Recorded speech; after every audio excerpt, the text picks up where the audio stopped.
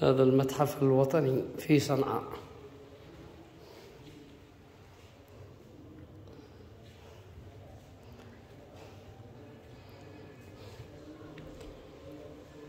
هذا الخط الحميري تقريبا.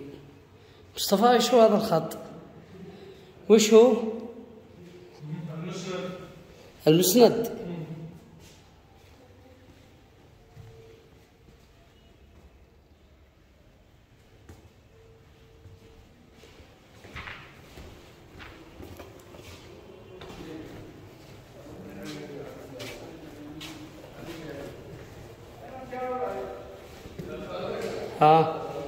تعال من هنا.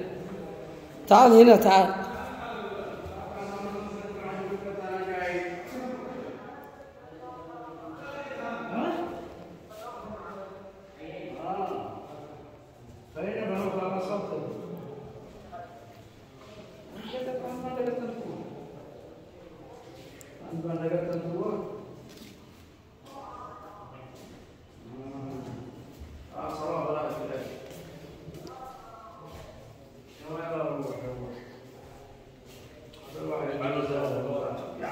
ها؟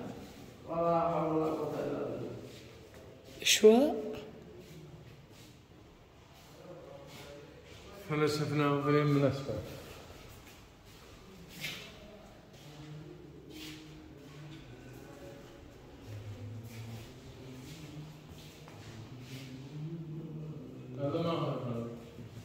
هذا المتحف يجلس فترة مغلقة تقريبا. شاكر الخير وحاضر حقيقة.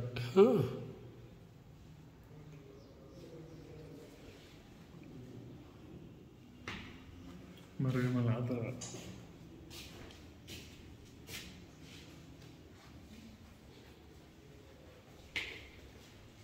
اشرح.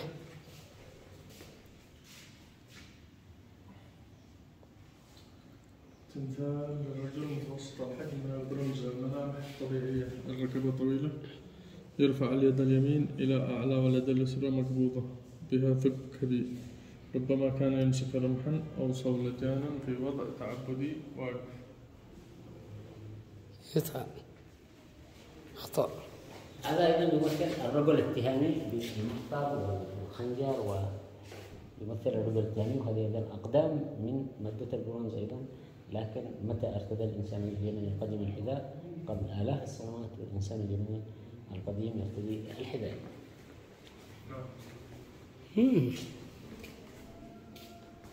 تقول قبل كم سنة؟ 6000 سنة.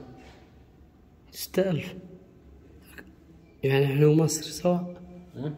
احنا ومصر.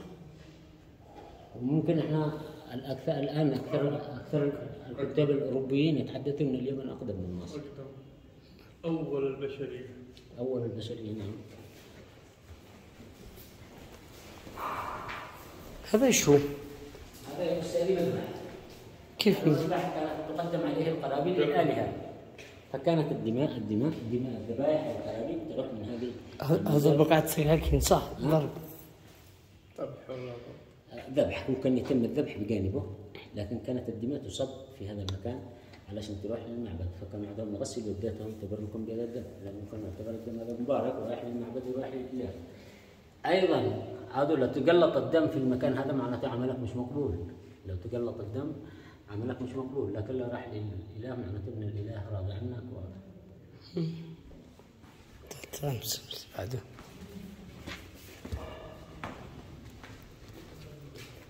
شو هذا؟ رخاء. شو هذا؟ رخاء. جرنيت. بس ليش ضوء؟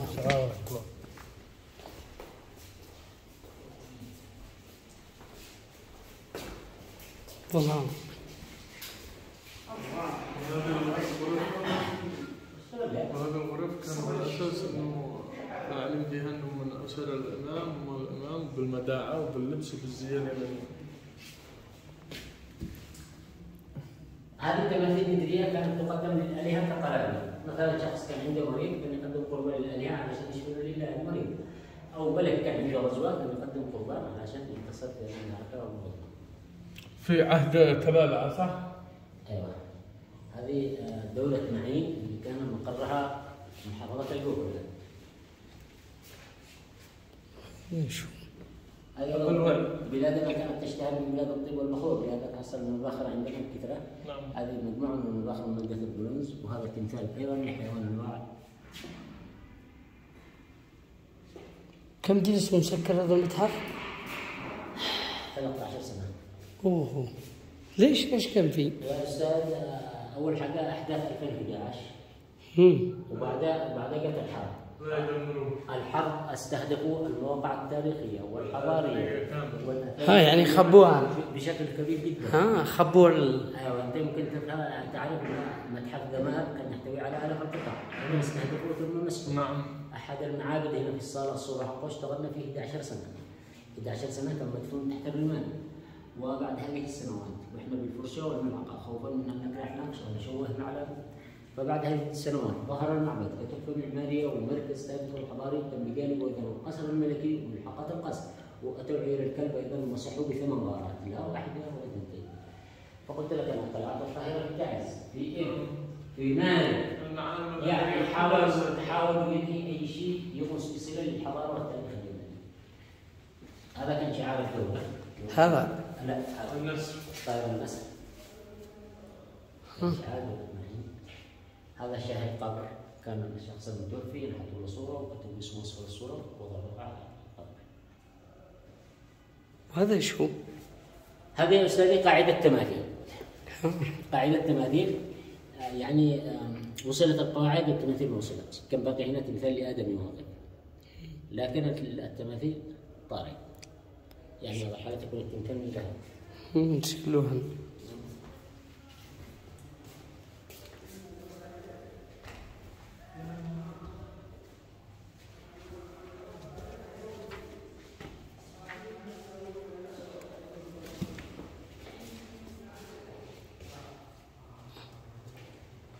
هذه قاعة هدايا تسمى، كانت قبل ذلك تسمى قاعة رئيس الجمهورية. القطع الأثرية المهداة هنا يعني الموجودة هنا مهداة من الرئيس علي عبد الله صالح السابق، فهذا تم تغيير اسم القاعة إلى قاعة هدايا الآن. هذا إذا شاهد قبر. يعني الدم قال اللي ما يحتاج الدم. الذي ما يحتاج الدم. أيوه. هذا الخنجر اليمني او مراحل التطور الجنبيه التي نرتديها الان. فعن طريق هذه الخناجر وصلنا للجنبيه التي نرتديها الان. هذه مجموعه ايضا من الحراب. حديد. برونز. برونز ذهب. هذا ذهب. يعني من الذهب الابيض والبلاتين. مكتوب هناك خناجر ايش؟ مختلفة الأحجام عليها زخارف هندسية، مكان العثور مقبولة سنها. هذه أيضا لوحة فنية طربية لشخصين تتوسطهما آلة موسيقية. نعم. وهذه مجموعة من الرموز الآدمية والشواهد.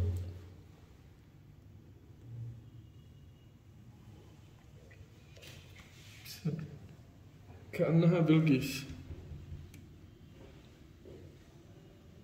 الهدهد، الخروف.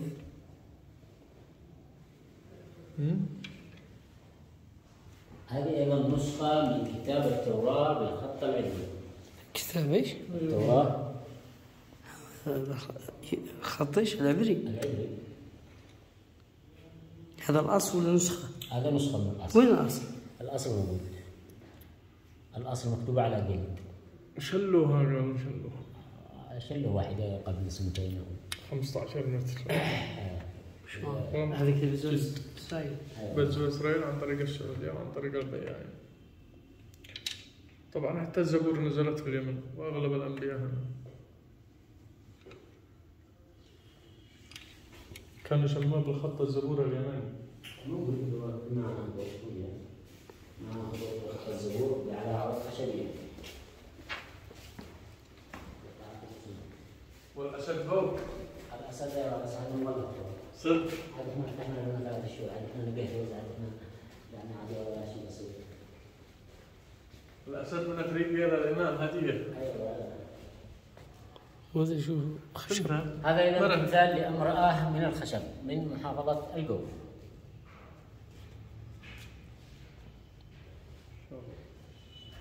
وهذا المعبد اللي تحدثتكم عنه. ايوه نسبوه ب8 غارات. نعم. هذا مقسم ايضا بنفس المعبد.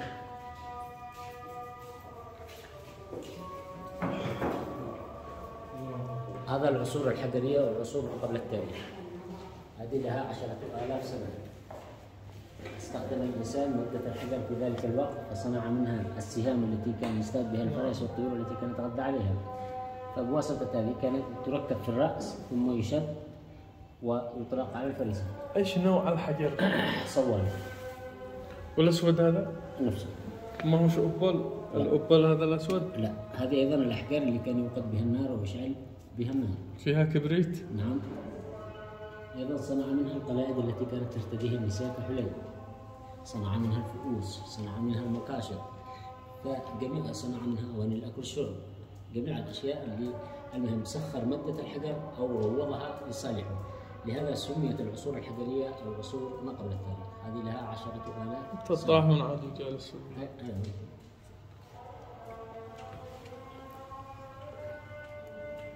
يعني الكبريت لو تدق ببعض تطلع شرارة. تطلع شرارة أسرع من الحجر.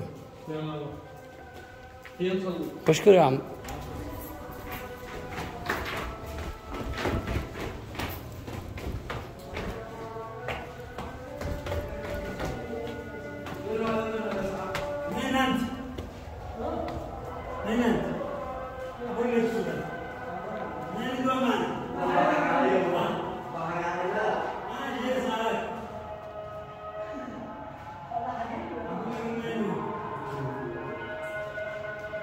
ولا اعلان هذا ولا بس هذا يمكن زي بن ديزن وشمري هذا عش.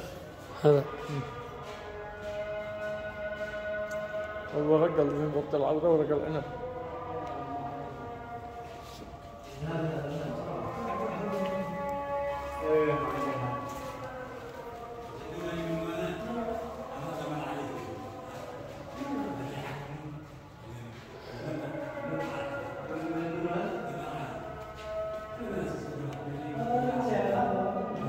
وش هذا؟ وش هذا يا مصطفى؟ بطل العبالة.